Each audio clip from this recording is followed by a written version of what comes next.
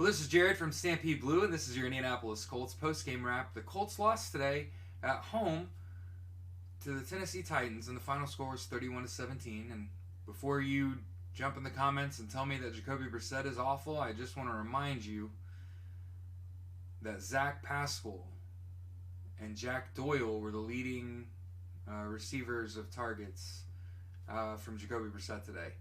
And that it's going to be very difficult to win football games without your best players on offense like Marlon Mack and T.Y. Hilton. And that having lost Devin Funchess and Eric Ebron in the process, passing the football when you're unable to run is a fool's errand. And yeah, Jacoby went 25 for 40 for 319 yards. He had a touchdown, but 2 interceptions and was sacked 3 times. Now, conversely, on defense, when you let Derrick Henry rush 26 times for 145 yards and allow Ryan Tannehill to complete 17 of 22 passes, that's 77% completion percentage, and he doesn't turn the ball over. Sure, he can get sacked 6 times, but guess what he didn't do? Put the ball back into the opponent's hand. And on one hand, how frequently do you lose football games where you get a turnover on defense on your opponent's opening drive and score a touchdown and get points off that turnover to start a football game? You don't. This game was close up until a block kick in the fourth quarter that gets returned for a touchdown, and then of course it appears like the floodgates open, right? And after all the games all year that have been really close, a lot of people are going to look at the scoreboard only and say, clearly the Colts need to move on from a couple players, right? So be prepared, everyone. This week you're going to hear fire Vinatieri, move on from Jacoby Brissett. Please, dear God, let Andrew Luck come back or one of these high-rated quarterbacks fall to us in the draft. And let me just remind you that it takes 22 players to make a starting roster, and that when you're missing half of them, it's going to be difficult to win games. And we kind of had to know this going into it. The Colts are something like 1-8 without T.Y. Hilton, and similar without Marlon Mack, and you had neither. And then in addition to that, the Colts, again, didn't have Eric Ebron, don't have Devin Funchess, don't have Paris Campbell.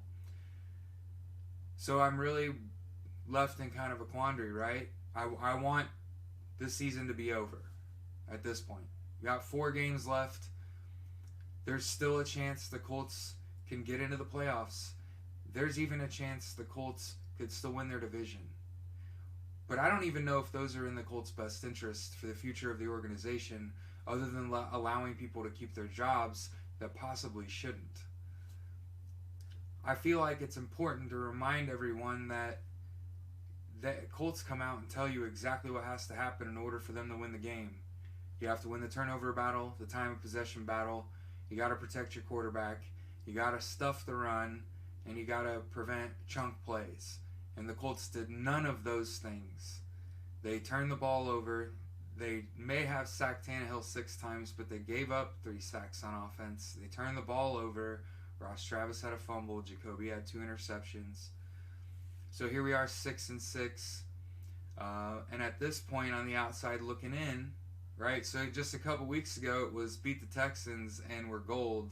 And here we are having lost to the Texans and Titans. And now it's let it end, right?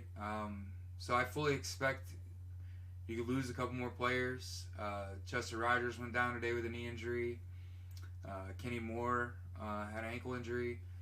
So they frequently say it gets better. It gets worse before it gets better, and this is one of those situations where it can certainly always get worse. Now that said, it's not awful moving forward for the Colts. If you look at their schedule, we have the Buccaneers, the Saints, the Panthers, and the Jags. And again, I'd just like to point out, no one's unbeatable. You got to play the game on Sunday. We certainly hope we're as healthy as we can get going into those games. So yeah, obviously, I'm prepared to have all the conversations about replacing Jacoby Brissett, but I'm fair warning, no T.Y., no Marlon Mack. Those are going to be my replies. You got to have the other end of the football in play, right? You got to have your running backs. You got to have your wide receivers. You got to have your Pro Bowl tight end. As much as people think Eric Ebron's replaceable, He's not. Jack Doyle caught 6 of 11 targets today. That's not 65%. So this has been Jared with Stampede Blue. This is your Indianapolis Colts post-game wrap, and we'll see you after next week's game.